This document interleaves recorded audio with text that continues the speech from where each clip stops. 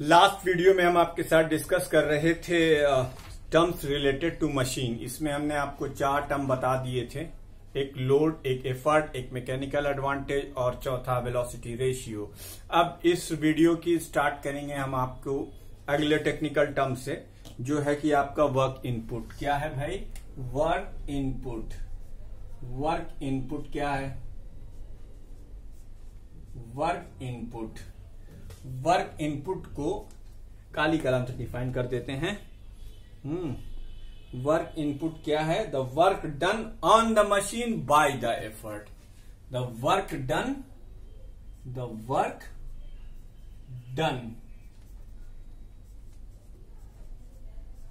by the work done by the work done on the machine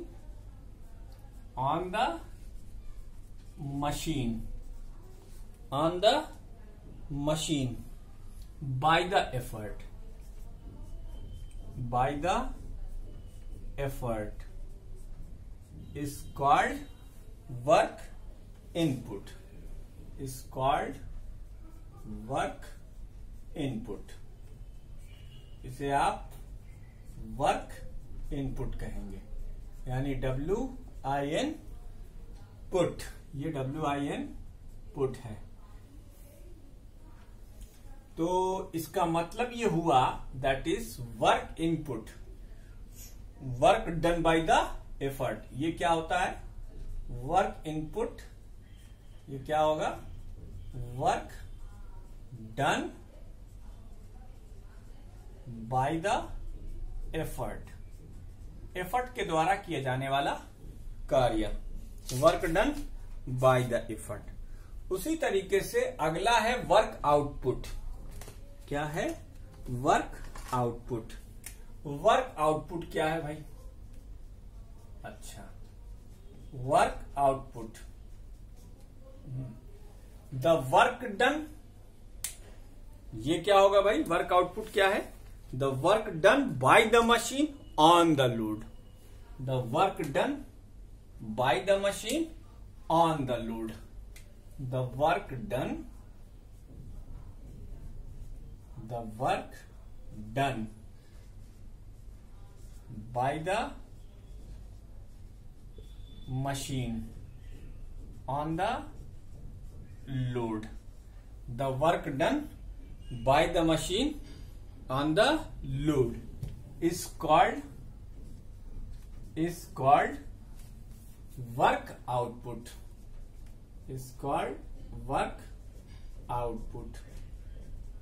तो इसका मतलब work output का भी फार्मूला, जैसे हमने इसका फार्मूला लिखा था, वर्क आउटपुट। वर्क आउटपुट क्या होगा भाई? वर्क आउटपुट क्या हो जाएगा? Work done on the load. ये काम कौन करता है? एफर्ट करता है। Work done on the load. ये इसके लिए हो गया बच्चों।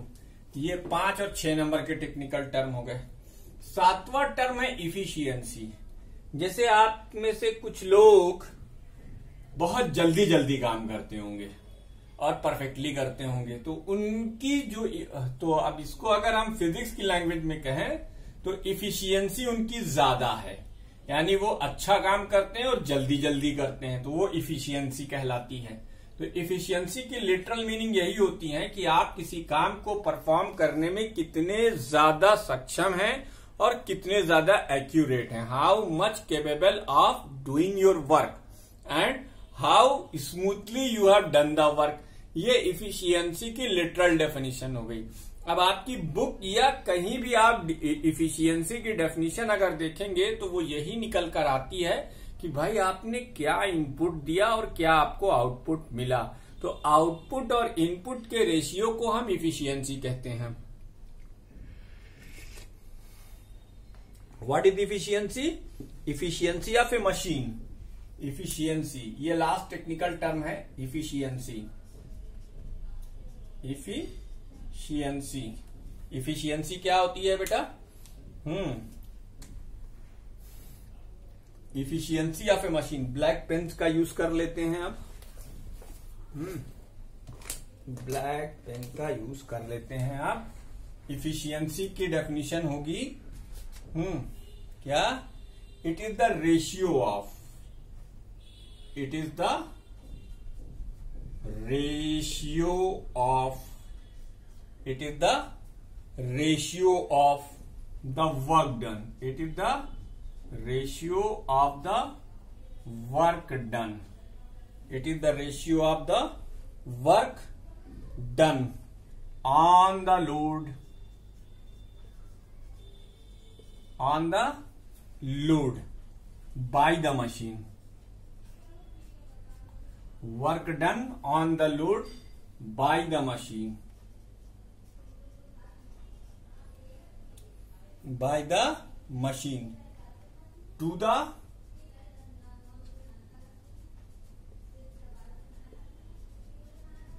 work done, to the work done on the load. It is the ratio of the work done on the load by the machine to the work done on the machine by the effort, on the machine by the effort. ये efficiency इसका ratio होती है, ठीक।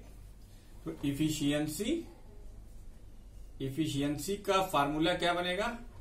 Efficiency ये हो जाएगा work output upon work input, work output upon work input. ये machine के लिए यूज किए जाने वाले 7 टेक्निकल टर्म हो गए। एक बार फिर से रिवाइज करवा देता हूं। आप जो फोर्स लगाते हैं वो एफर्ट, जिसको हटाने के लिए लगाते हैं वो लोड, ठीक। कितना आप कामयाब हो पाते हैं ये मैकेनिकल एडवांटेज, कितना आपके डिस्प्लेस करने से लोड डिस्प्लेस करता है वो वेलोसिटी रेशियो, कितना फोर्स अप्लाई करने से आपको कितना फोर्स अप्लाई करना पड़ा किसी काम को करने के लिए, वो आपका वर्क इनपुट है, और उस फोर्स की वजह से कितना आपको लोड में डिस्प्लेसमेंट दिखाई दिया वो आपका वर्क आउटपुट हो जाएगा। तो ये 7 टेक्निकल टर्म्स किसी मशीन के लिए डिफाइन होते हैं। इसके बाद हम लोग आगे बढ़ते हैं, ठीक। क्योंकि ये प्योर रेशियो है इसलिए इसकी कोई यूनिट नहीं होगी, तो यहां एक बात जरूर लिख लीजिएगा, eta is pure ratio, eta is pure ratio, hence it have no unit, it have no unit. तो ये मशीन के बारे में सारी बातें हो गई। अब what is the principle of machine, ये इंपॉर्टेंट भी है। What is the principle of machine, board के पॉइंट ऑफ व्यू से ये एक इंपॉर्टेंट क्वेश्चन है। What is the principle of machine. तो बच्चों वीडियो को पॉज कीजिए और इसको पूरा नोट कर लीजिए। अब 3 कलर में है, मुझे कमेंट में बताइएगा कि पिछली वीडियोस के कंपैरिजन में इधर आपको हफ्ते 15 दिन के अंदर जैसे जो वीडियोस मिल रही हैं उसमें कुछ डिफरेंस आ रहा है कि नहीं। देखिए, मैं बहुत प्रैक्टिकल बातें करता हूं, मुझे सच कहने और सच सुनने की बड़ी खराब आदत है, इसीलिए मैं शायद बहुत सारे लोगों की नजर में बुरा भी रहता हूं। तो आप ये बिल्कुल मत डरिए कि मैं बुरा मान जाऊंगा, मैं बुरा नहीं मानूंगा। एक्चुअली आपका असली और सच्चा साथी और दोस्त वही होता है जो आपकी कमियों को उजागर करे। तो आप में से जो भी बच्चा हमारे वीडियो पर नेगेटिव कमेंट करते हुए डरता है वो बिल्कुल ना डरे, वो हमें बताए, क्योंकि कि जब तक हमें पता नहीं होगा कि प्रॉब्लम कहाँ है हम उसे कैसे रेक्टिफाई करेंगे। तो किसी भी तरह की प्रॉब्लम हो उसे आप मुझसे बताएं ताकि मैं उसे रेक्टिफाई कर सकूं। तो प्यारे बच्चों, अगला जो हमारा टॉपिक ऑफ कंसर्न है वो है principle of machine, principle of machine, ठीक। ये हमारा अगला टॉपिक ऑफ कंसर्न है, principle of machine.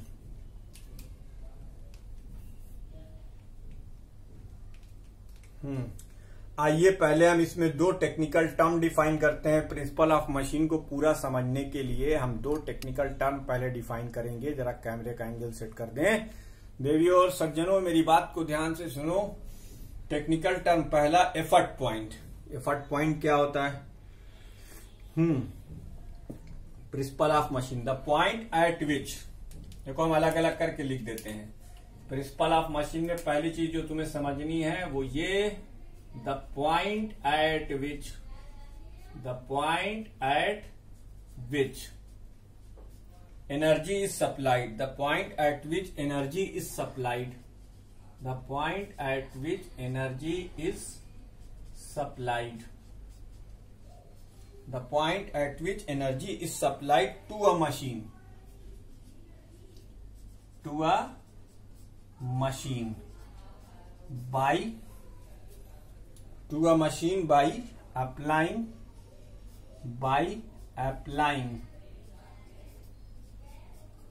effort is called effort point, is called effort point, उसे हम effort point के नाम से जानते हैं। ठीक, the point at which energy is supplied to a machine by applying effort is known as effort point। इसी तरीके से the point where the energy is obtained, the point where, the point where the energy is obtained, the point where the energy is obtained by overcoming the load, overcoming the load, overcoming the load is called load point, is called load point। जहां पर आप load के overcome आते हैं वो point load point कहलाता है। एक पॉइंट पर आप फोर्स लगाएंगे तो वो एफर्ट पॉइंट कहलाएगा, और जिस पॉइंट से आपको, जिस पॉइंट पर आप लोड को ओवरकम करके आ जाएंगे एनर्जी सप्लाई करने की वजह से, उसे आप क्या कहेंगे, लोड पॉइंट कहेंगे। अब ये दो टेक्निकल टर्म हो गए, एक एफर्ट पॉइंट हो गया, एक लोड पॉइंट होगा। अब आप एनर्जी कहां सप्लाई करोगे, एफर्ट पॉइंट पर, आउटकम कहां मिलेगा आपको, लोड पॉइंट पर। तो इसीलिए इनपुट एनर्जी की डेफिनेशन देखो, इनपुट एनर्जी की डेफिनेशन, इनपुट एनर्जी क्या होती है भाई, जो आप एफर्ट से लगाते हो, जो आप एफर्ट से एनर्जी देते हो उसे हम इनपुट एनर्जी के नाम से जानते हैं। तो इनपुट एनर्जी क्या है, work done at effort point, work done at effort point, work done at effort point. ठीक, तो ये होगा effort into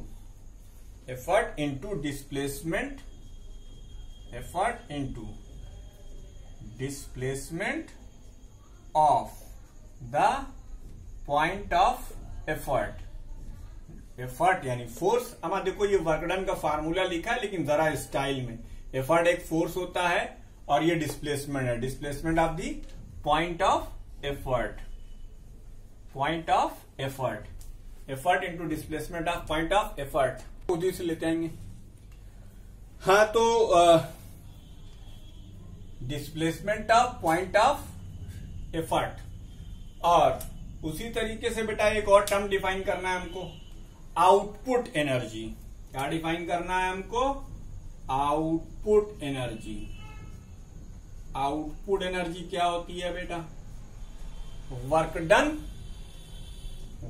done, work obtain at load point. ये क्या है, work obtained at load point. Load point पर आपको जो वर्क ऑब्टेन्ड होगा उसे आप क्या कहेंगे, आउटपुट एनर्जी कहेंगे। इसकी वैल्यू किसके बराबर होगी, इसकी वैल्यू होगी load into displacement of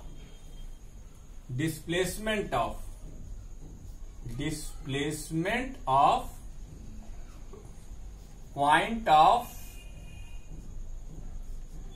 application of, point of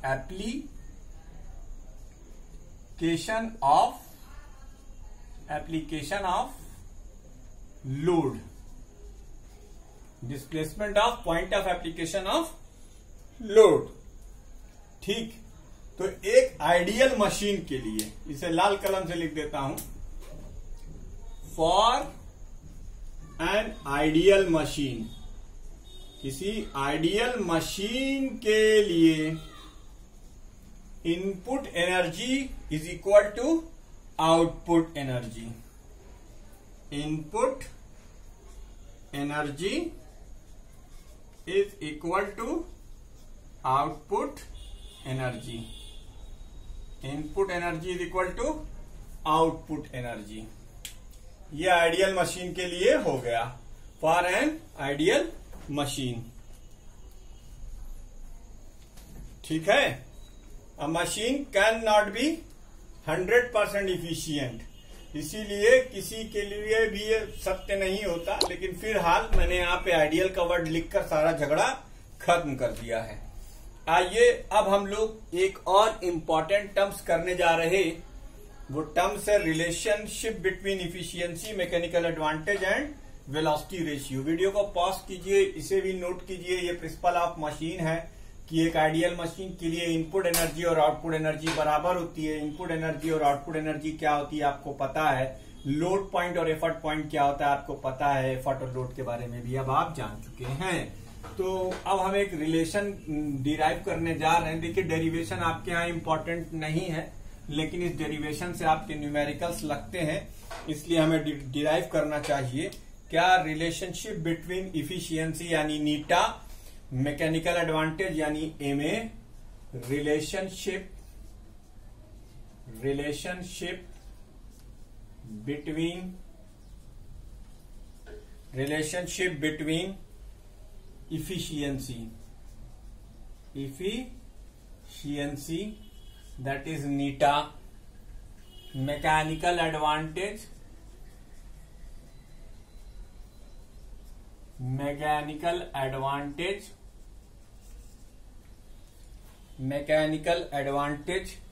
यानी m dot a dot and velocity ratio.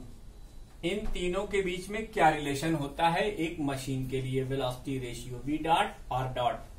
Relationship between efficiency, mechanical advantage and velocity ratio, इन तीनों के बीच में क्या रिलेशन होता है? कहो सपोज अ मशीन, मान लीजिए आपके पास एक मशीन है। Suppose a machine overcomes a load L, by the application of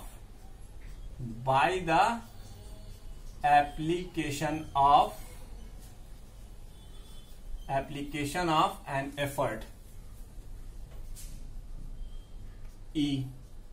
मान लीजिए आपके पास एक मशीन है जिससे आप एल लोड पर ओवरकम करते हैं ई एफर्ट लगाकर in time T.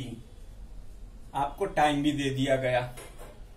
Let the displacement, अब इसको अलग से लिख लेते हैं। लेट डीई, ये क्या है बेटा?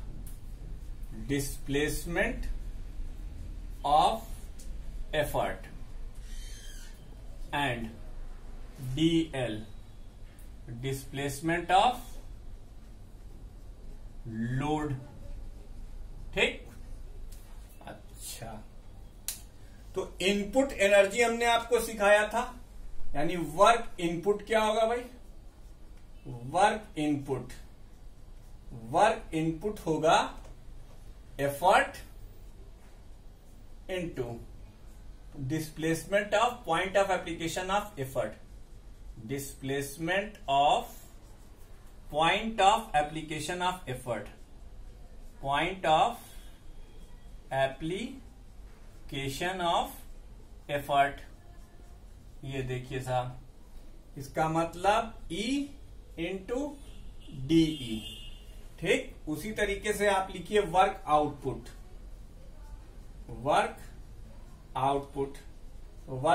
क्या होगा? Load into displacement of point of application of load, ठीक, that is L into DL। एक काम करो, तुम जानते हो इफिशियंसी नीटा, ये क्या होता है? Work output upon work input, ठीक। तो वर्क आउटपुट आपने क्या निकाला है? Load into DL, L into DL, और वर्क इनपुट आपने क्या निकाला है? E into DE। बच्चों, लोड अपॉन इफर्ट क्या होता है? ये होता है मैकेनिकल एडवांटेज। आप अलग अलग ब्रैकेट में इसको पहले लिख लीजिए, load upon effort into distance of load upon distance of effort. बेटा, ratio of load to effort जो होता है वो मैकेनिकल एडवांटेज होता है, और ratio of distance of effort to distance of load ये वेलोसिटी रेशियो होता है। इसका मतलब efficiency eta is equal to mechanical advantage divided by velocity ratio. तो mechanical advantage is equal to eta times velocity ratio होता है। ये भी रिलेशन आप याद रख सकते हैं, या ये रिलेशन आप ऐसे याद रखिए, ठीक है। इस वीडियो में इतना ही। इसके बाद की वीडियो में हम डिस्कस करेंगे एक और इम्पॉर्टेंट टॉपिक, आपके एग्जाम्स के पॉइंट ऑफ व्यू से भी और आपके टेस्ट के पॉइंट ऑफ व्यू से भी और फर्दर एग्जाम के पॉइंट ऑफ व्यू से भी, लीवर, ठीक है। इस वीडियो में इतना ही, मिलते हैं अगली वीडियो में जब हम आपको लीवर बताएंगे, ठीक।